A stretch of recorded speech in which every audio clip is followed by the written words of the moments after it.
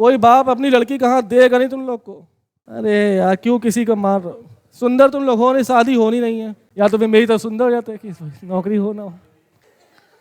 और पूरी भावनाएं तुमने मार दी, सारी इच्छाएं खत्म हो गई। IIT में कोई अंतर नहीं। आज देखो क्या करना हमको, क्रांतिकारी आंदोलन कहाँ कहाँ, यूपी, बिहार, बंगाल और पंजाब, बस। और आज के बाद हम क्रांतिकारियों से, चलो देखो इसमें क्या क्या देखें। पहला देखो उत्तर प्रदेश, ठीक है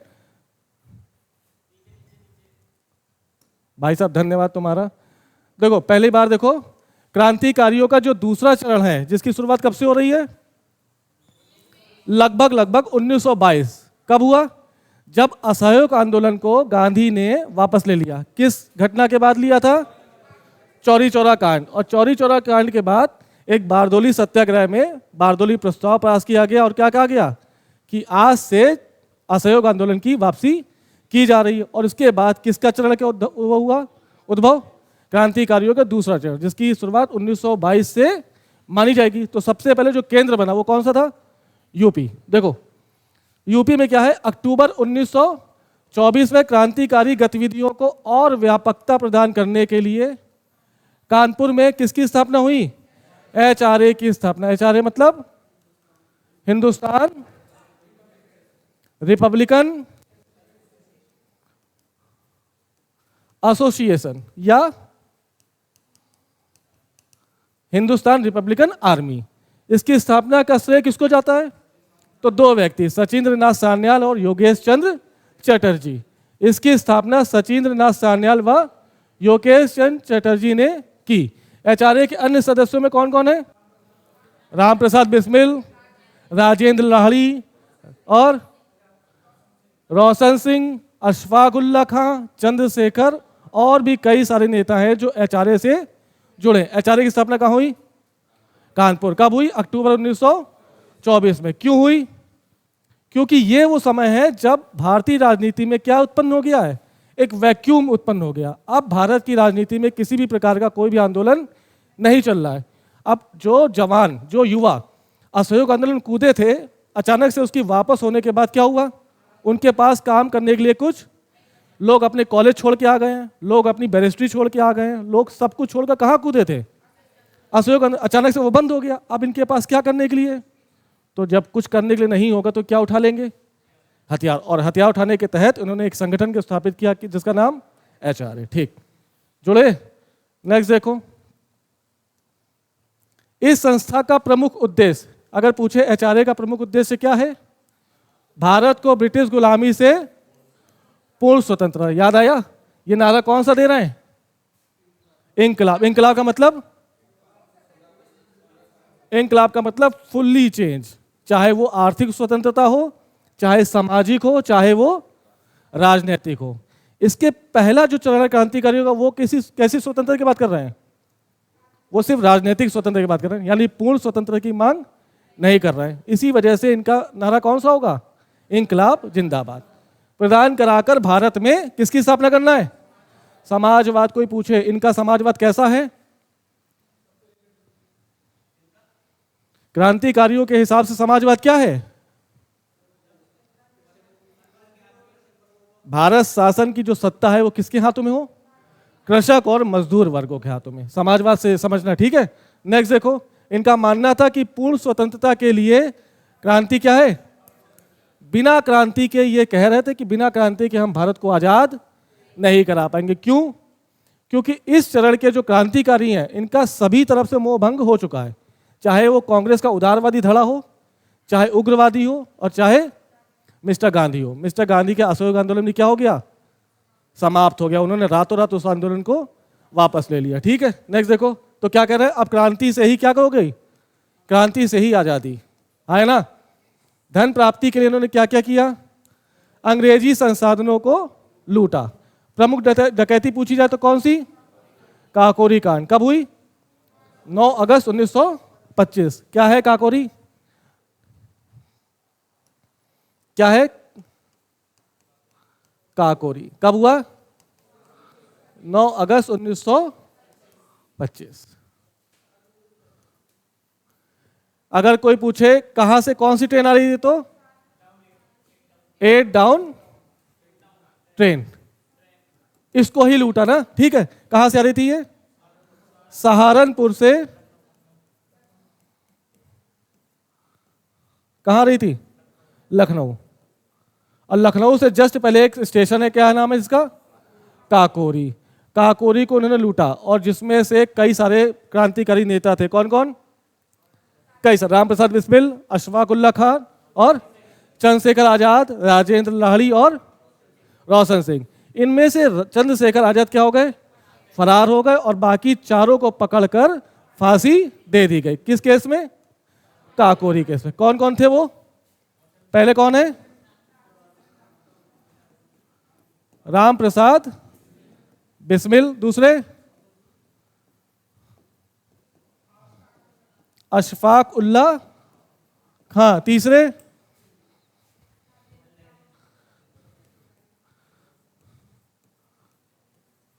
राजेंद्र लाहिड़ी। और चौथे? रोशन सिंह। ठीक है, इनको फांसी कहां दी गई? इनको फांसी गोरखपुर। इनको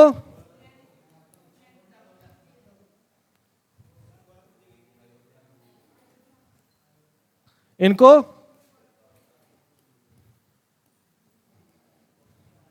और इनको नैनी प्रयागराज। ये याद रखना। पहले राम प्रसाद बिस्मिल को फांसी कहाँ मिली? गोरखपुर जेल में।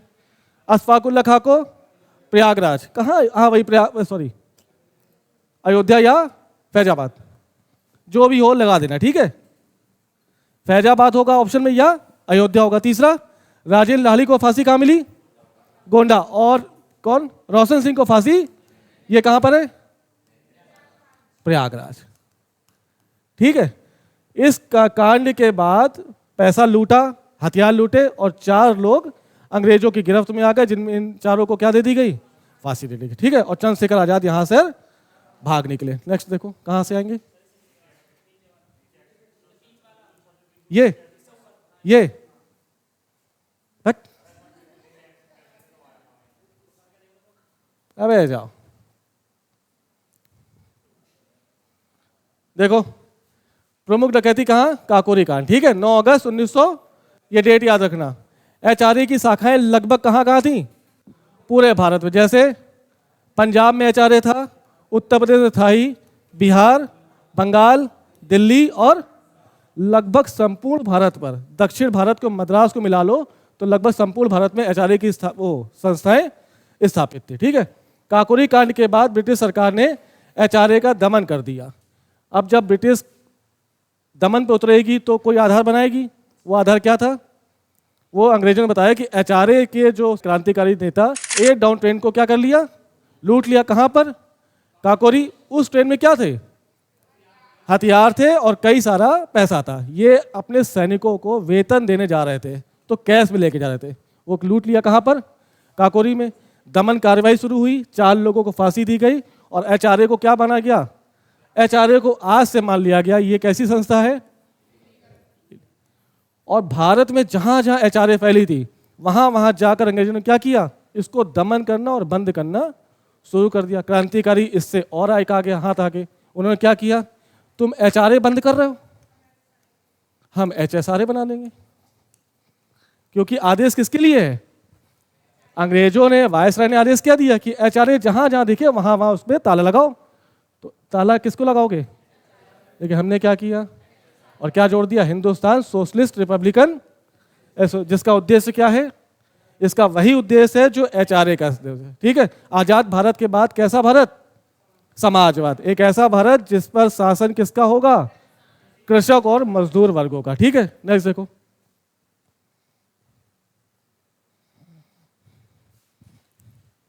कर लिए चेक, कहां थी फांसी?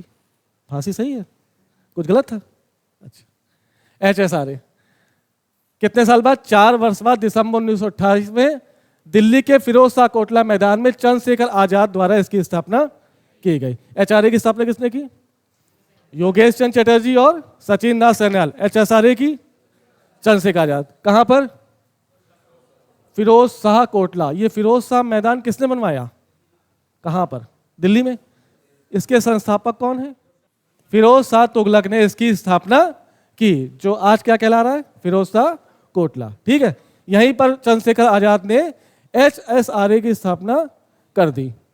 इस संस्था ने गांव और शहरों के युवाओं को सैन्य शिक्षा प्रदान करके क्रांतिकारी गतिविधियों को बढ़ाने का प्रयास। HRA बंद हो चुका है, यानी सारे सैनिक या तो जेल में हैं या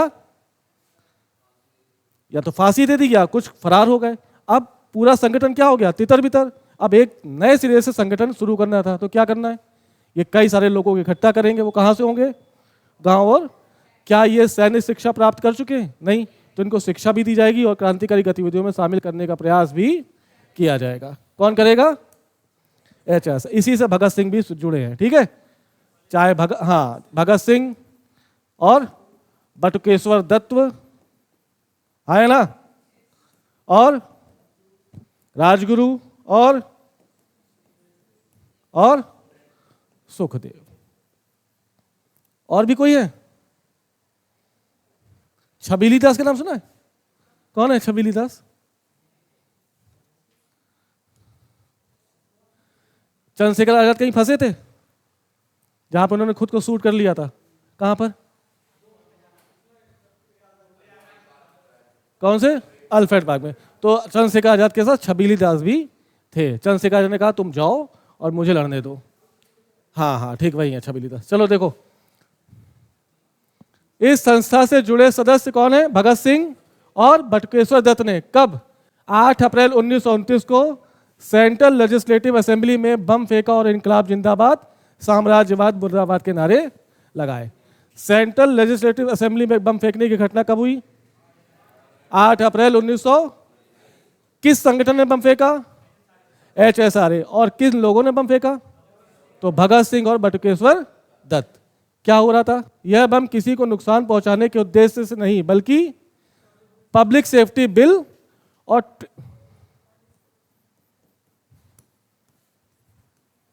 ट्रेड डिस्प्यूट बिल के विरोध में फेंका गया था। यह कैसे बिल है? पब्लिक सेफ्टी बिल क्या है?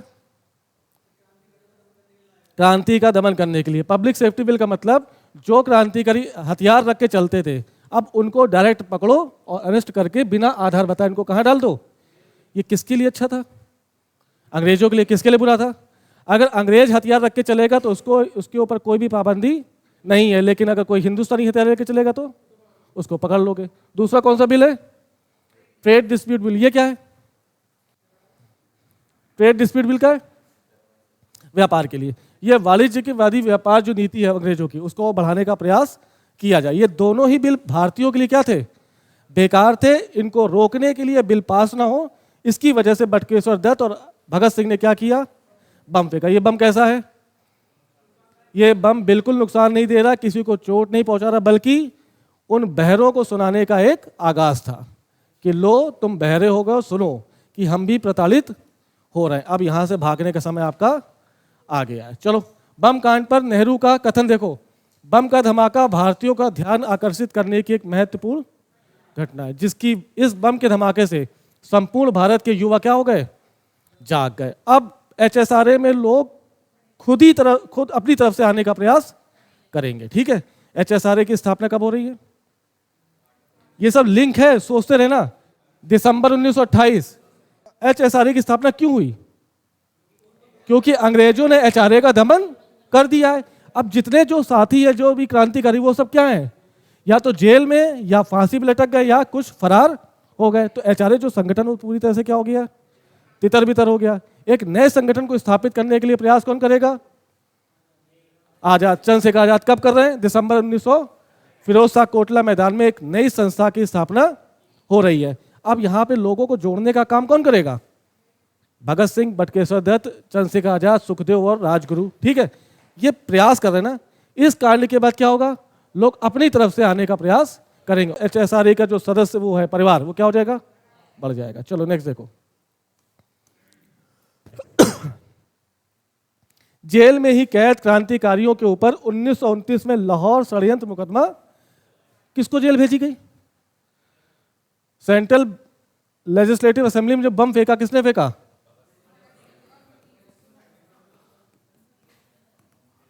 भगत सिंह और बटुकेश्वर दत्त, ये कहाँ चले गए? इनको जेल हो गई। किस कांड के लिए? क्योंकि इन्होंने बम फेंका। बम फेंकने के बाद ये जेल में, और जेल में ही इनके ऊपर कौन सा केस चला? यानी भगत सिंह और कौन है, राजगुरु को फांसी की सजा जो दी गई है वो किस केस के तहत दी गई? लाहौर, ना कि सेंट्रल लेजिस्लेटिव असेंबली में बम फेंकने की। ठीक है, ये लाहौर षड्यंत्र किससे संबंधित है?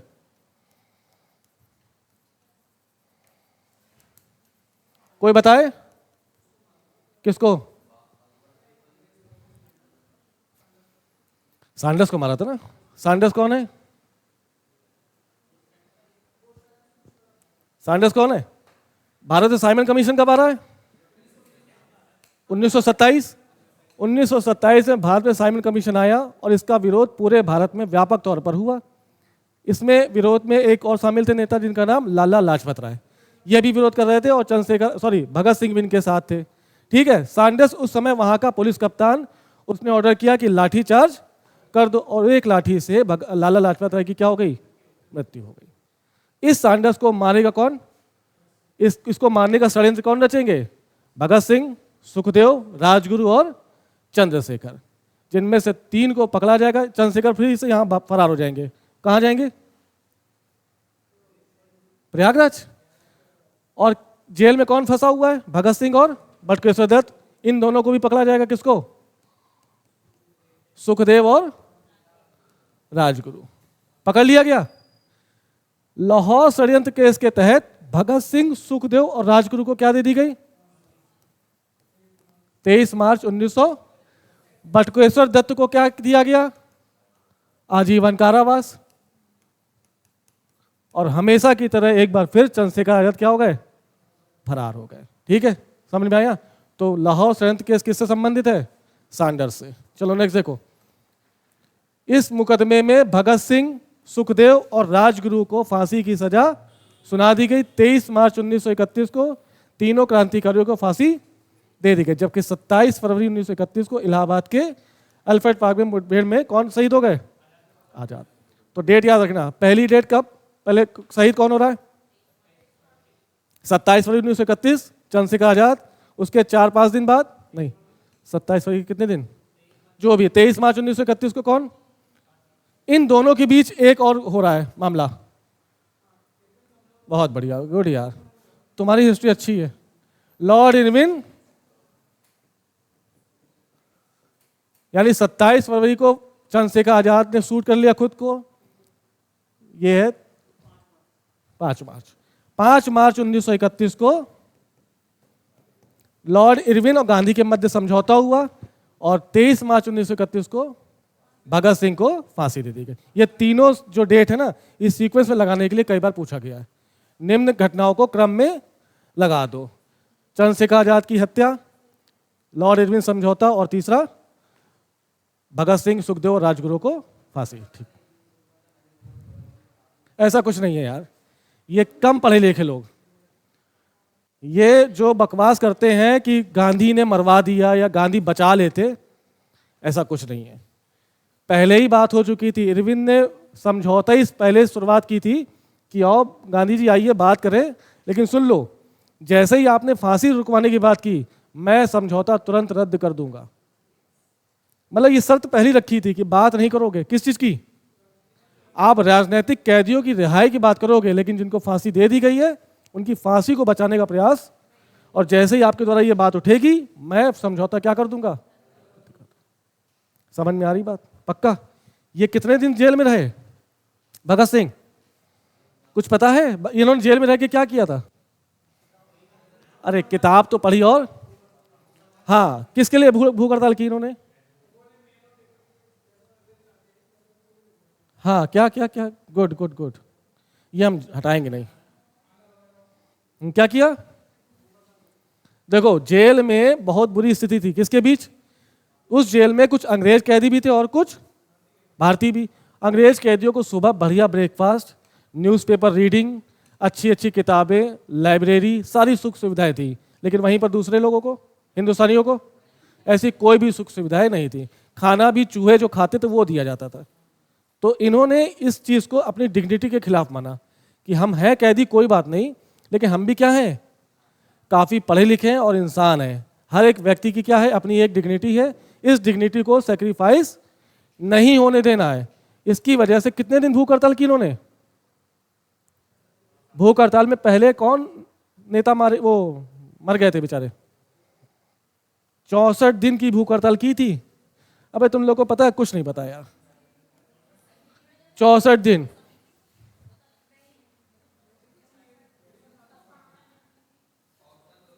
और जतिन दास भूख हड़ताल से मर गए। हाँ, जतिन दास, इनको किस नाम से जानते हैं? बाघा जतिन। ठीक, चलो नेक्स्ट देखो।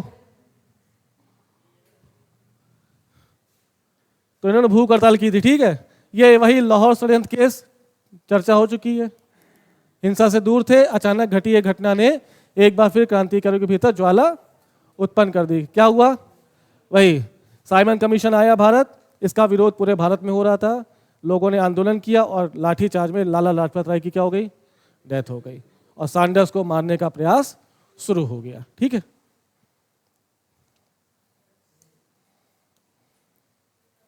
देखो बंगाल में क्या हुआ। बंगाल में देखो कैसे हो रहा है। 1925 में CR दास की मृत्यु के पश्चात बंगाल में कांग्रेस कितने धड़ों में बढ़ गई? 2 धड़ों में। कौन कौन? एक धड़े का नेतृत्व किसने किया? JM सेन गुप्ता। ये JM सेन गुप्ता किससे संबंधित है? अनुशीलन समिति से। और दूसरा धड़ा किसके पास आ गया? यह किससे संबंधित है? इन दोनों नेताओं ने अपनी अपने पार्टी, अपने अपने संगठन के माध्यम से बंगाल में क्या फैलाया? भीषण तरीके से क्रांतिकारी गतिविधियों को अंजाम दिया। कौन कौन? अगर पूछा जाए बंगाल में क्रांतिकारी का दूसरा चरण शुरुआत करने का श्रेय किसको है, तो JM सेन गुप्ता किससे संबंधित है? अनुशीलन समिति से। और दूसरे सुभाष चंद्र बोस, ये किससे संबंधित है? युगांतर की स्थापना किसने की? बारिन कुमार घोष। अनुशीलन समिति की? अनुशीलन समिति पहले से है। देखो अनुशीलन समिति कोई एक समिति नहीं है, ठीक है। ये 4 शाखाओं में बटी है। एक ढाका की है, एक कलकत्ता की है, एक ये ढाका में किसने स्थापित किया? पी मित्रा। और कलकत्ता की जो अनुशीलन समिति है उसके कौन है? बारिन कुमार घोष। और एक अनुशीलन समिति और है, नाम नहीं आता, जिससे कौन जुड़े? हाँ, जतीन्द्र नाथ मुखर्जी। तो 3 या 4 अनुशीलन समितियां आई हैं। पहली अनुशीलन समिति कहां पर? ढाका। इसकी स्थापना किसने की? पी मित्रा, याद रखना। दूसरे कलकत्ता, इसकी स्थापना किसने की? बारिन कुमार घोष। तीसरी एक जगह नहीं याद रही कहां कर, तीसरे कौन है? जतीन्द्र नाथ मुखर्जी। तो भारत में कितनी अनुशीलन समितियां हैं? 3 या 4। ठीक है, नेक्स्ट देख। हाँ, इस पुनर्गठित क्रांतिकारी समूह ने क्रांतिकारी गतिविधियां संपन्न की। CR दास कौन है? ये स्वराज पार्टी। स्वराज पार्टी की स्थापना कब हुई? 1923। 1923 जैसे स्वराज पार्टी गठित हुई, कब हुई? किस वजह से गठित हुई? अब चलो शुरू करते हैं। असहयोग आंदोलन शुरू हो गया। शुरू हुआ कब हुआ?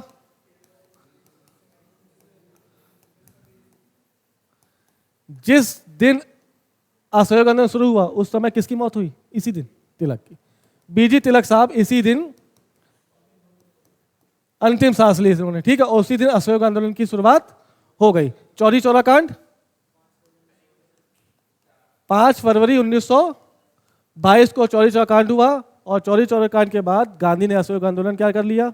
वापस ले लिया। जैसे ही असहयोग आंदोलन वापस हुआ, कांग्रेस कितने धड़ों में बढ़ गई? 2। एक परिवर्तनकारी और दूसरे अपरिवर्तनकारी। जो आंदोलन शांत होने के बाद भी, कौन सा? आंदोलन खत्म होने के बाद अपने आप को शांत बैठाल के रखे, उनको क्या कहा गया? कांग्रेस से जुड़े रहे। उनको कोई मतलब नहीं था, क्योंकि वो किसके बैनर के नीचे थे? गांधी के।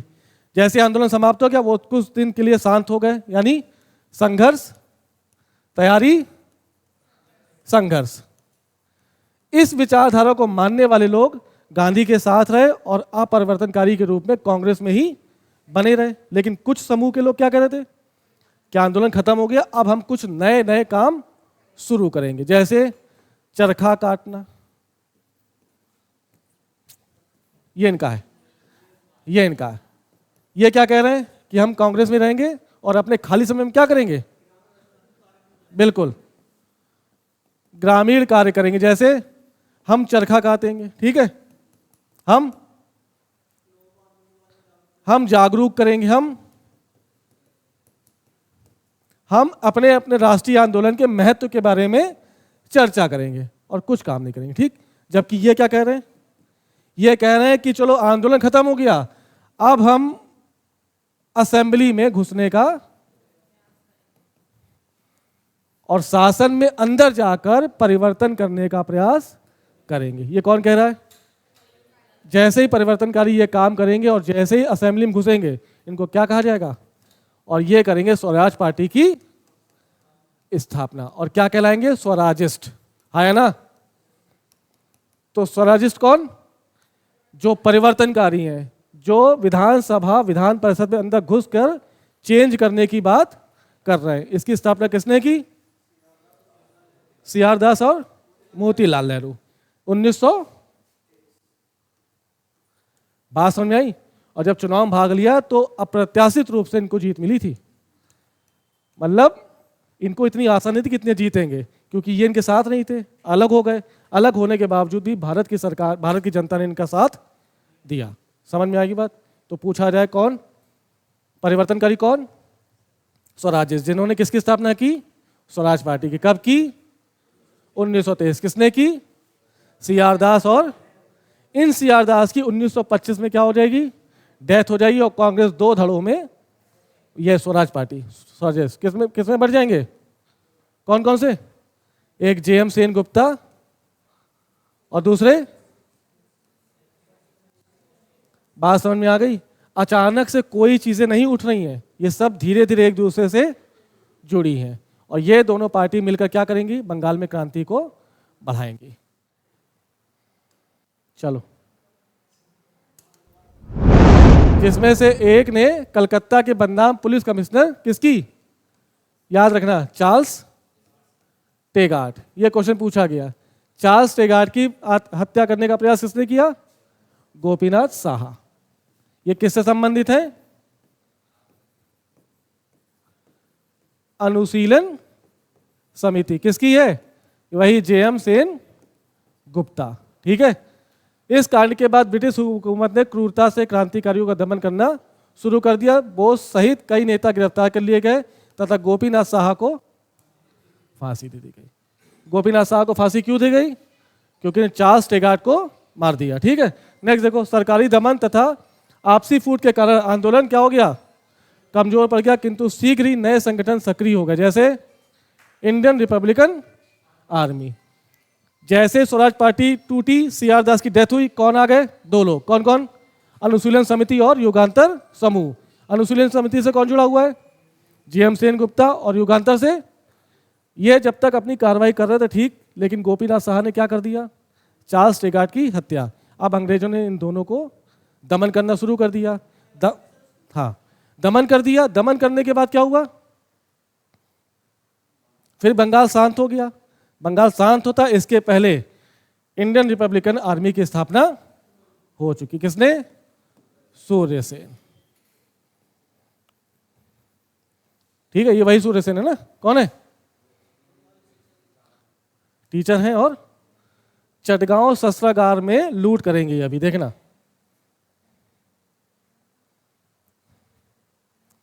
देखो, चटगांव शस्त्रागार कब हुआ? सूर्य सेन ने अपने सहयोगी अनंत सिंह, गणेश घोष तथा लोकीनाथ बाउल से के साथ मिलकर बंगाल में सशस्त्र विद्रोह योजना बनाई।